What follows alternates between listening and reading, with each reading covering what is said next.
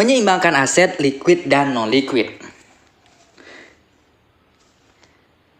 Sebagian uang yang kamu miliki pasti ada yang digunakan untuk membeli aset.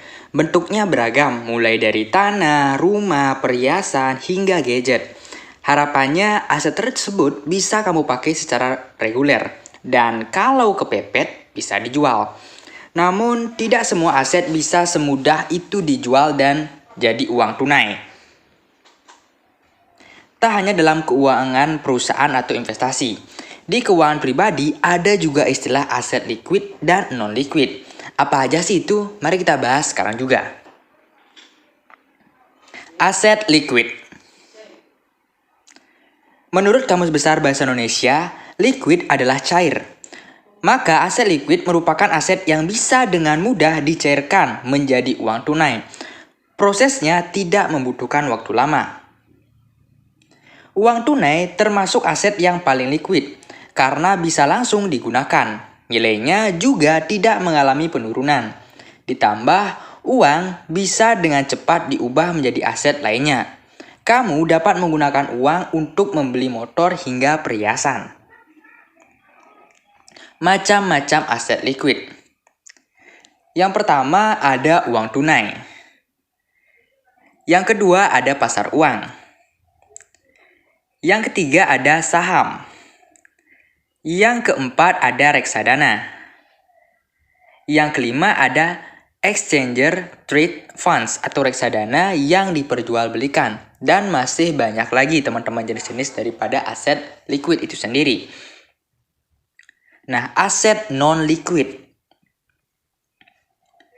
Aset non-liquid biasanya berbentuk benda seperti tanah, rumah, kendaraan, perhiasan, dan lain sebagainya. Semua benda tersebut tidak mudah dicairkan menjadi uang tunai.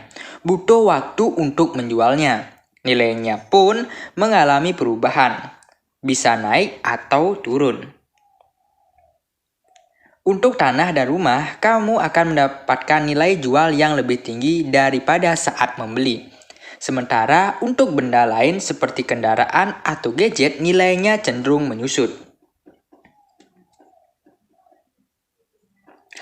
Meskipun seseorang nampak kaya karena punya banyak aset non-liquid, tetapi jika dia tidak punya cukup aset liquid, maka ia akan nampak kelihatan kurang mampu. Sebab ia tidak punya uang tunai yang bisa digunakan untuk membeli sesuatu. Rumah memang berharga mahal. Harganya bisa mencapai 500 juta. Namun kalau tidak ada yang beli, maka harganya hanya sekedar label. Untuk mengubahnya menjadi uang tunai, kamu harus menunggu beberapa saat sampai benar-benar dibeli orang. Idealnya seimbangkan porsi aset liquid dan non-liquid. Aset liquid masih sangat dibutuhkan, apalagi ketika kamu butuh uang tunai yang cukup untuk kebutuhan mendadak.